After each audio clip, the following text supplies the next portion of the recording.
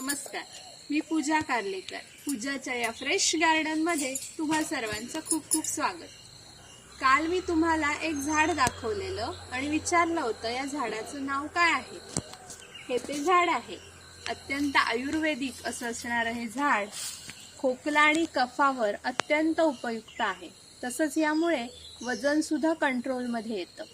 तर या झाडाचं नाव आहे तुळस.